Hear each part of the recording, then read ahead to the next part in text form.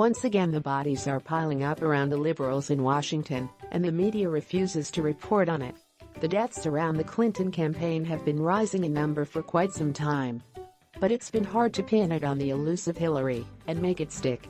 Like many of the rich and powerful, Clinton isn't out there getting her hands dirty. She's got layers of protection. One of those layers comes in the form of a slimy layer of Podesta brothers. John Podesta has been with the Clintons for decades, looking after not only the Clintons' interest, but that of his and his brother, Tony. It's hard to say which brother is the more of a threat to the American people. Because while John is watching the Clintons' backs, Tony is lobbying for the interests of Russian banks here in the United States. Regardless of which brother would win the Sleaze Award for Most Dangerous, they're both once again in the hot seat as investigators wonder if they're guilty of yet another murder. Truth Unsealed reports that the most recent death was of an investigator who connected two brothers to the death of Madeleine McCann. In case you've forgotten, Madeleine McCann disappeared while on holiday from the UK with her parents, Kate and Jerry McCann, her 2-year-old twin siblings. The media coverage and investigation was massive, and sometime during that investigation, Kevin Halligan connected the deadly brothers to the missing girl. And as often happens, when someone points the finger at someone involved with the Clinton Foundation, he woke up dead at a mansion in England. The blood-soaked body of a private detective who linked John and Tony Podesta to the disappearance of Madeleine McCann has been found at a mansion in Surrey, England. Mystery surrounds the death of Washington, D.C.-based Kevin Halligan, 56, who presented himself as a cloak and dagger, James Bond-style spy who took on the most difficult cases. Surrey police confirmed Saturday that a probe has been launched into his death. Foul play suspected.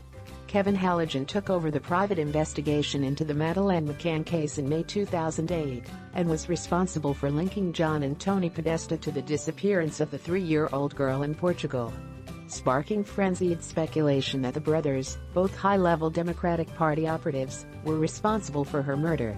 The 56-year-old detective and his partner Henry Exton were responsible for the 2 EFIT sketches that were released in the search for the Madeleine McCann abductress, and which bore more than a passing resemblance to John and Tony Podesta. Kevin Halligan's investigative work into the disappearance of Madeleine McCann revealed that one of the men pictured in the EFIT sketches was seen carrying a young child that resembled the 3-year-old child on a beach in Praia da Luz, Portugal, a popular beach holiday location, where Halligan also proved the Podesta brothers were holidaying at the time. Halligan had dirt on the Podestas. Mainstream media attempted to convince everyone that it was a coincidence. However, the 56-year-old private detective knew more about the Podesta brothers and their secrets than many initially assumed. The British investigator was DC-based and worked for Oakley International, an intelligence operation that considered the Podesta Group to be its natural enemy. Oakley International was based out of 2550 M Street, Northwest, Washington, D.C.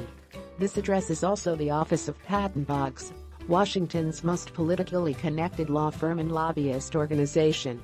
When Halligan first moved to D.C. in 2005, he hired Patton Boggs to help set up his new business.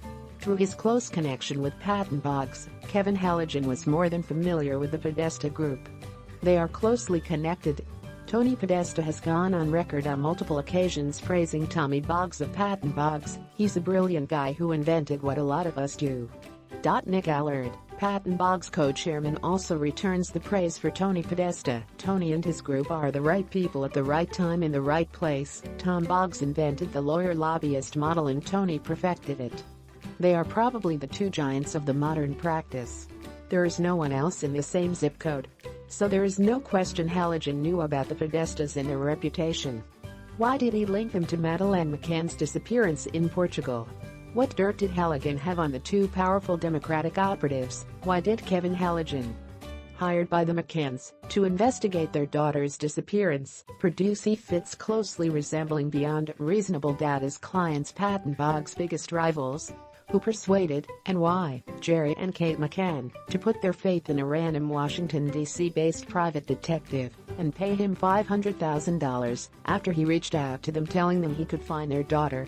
And why was Jerry McCann pictured laughing and joking his way around Washington, D.C. in July 2007, less than 3 months after his daughter Madeline disappeared?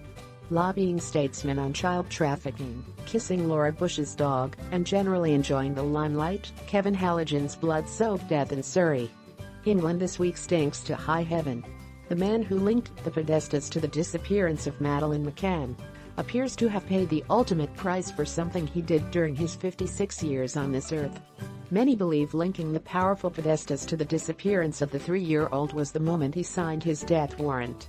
At this point, we might not ever know what happened to poor little Madeleine because of the number of millionaires that the Podestas are in bed with, but if they were looking to throw suspicion someplace else, killing the man who connected them to the case was probably not the way to do it.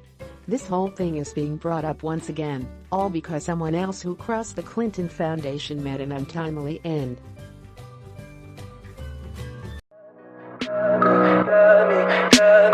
Tell me pretty lies, look me in the face, tell me that you love me, even if it's